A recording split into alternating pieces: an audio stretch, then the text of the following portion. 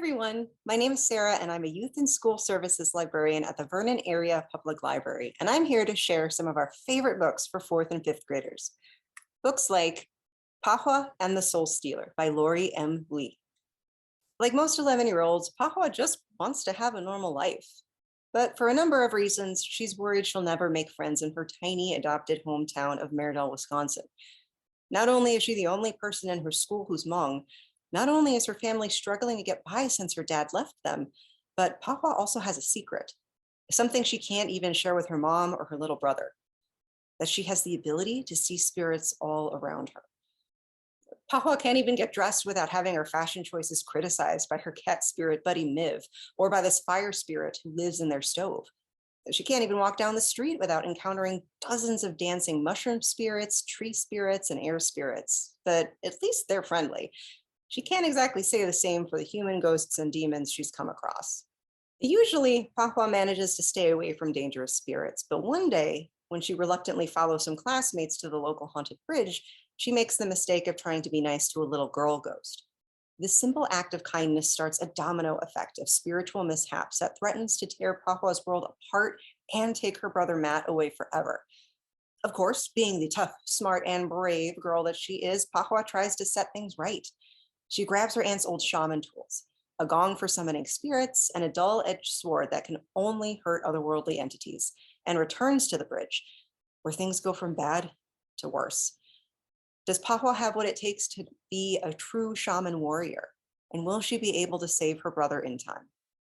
Find out in Patwa and the Soulstealer.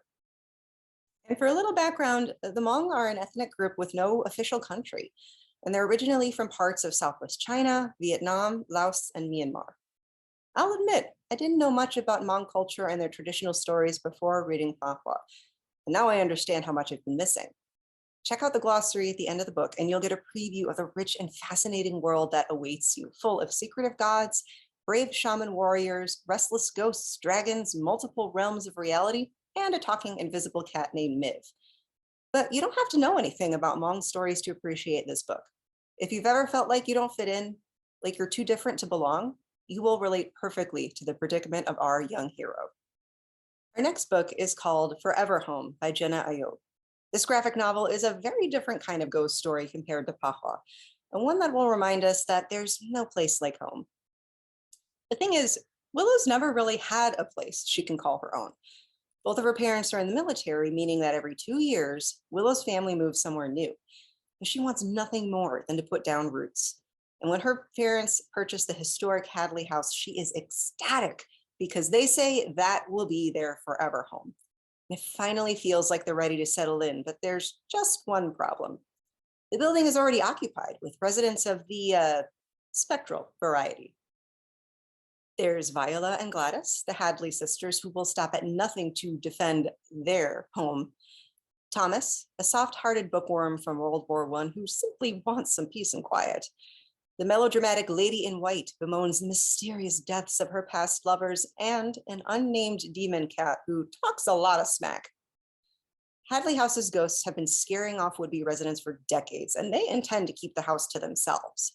But Willow, a die-hard horror movie fan with nerves of steel, is not about to let some nagging spirits force her to move for the millionth time.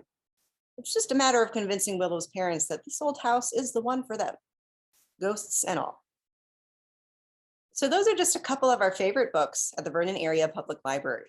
For more information about these books and how you can put them on hold with your Vernon Area Public Library card, you can contact us by phone, email, or even instant message. And if your card is from another library, you can contact them to see if these titles are available there too. You can find lots of other great book recommendations for your grade and more using the links in the description down below. Thanks, and we'll see you at the library.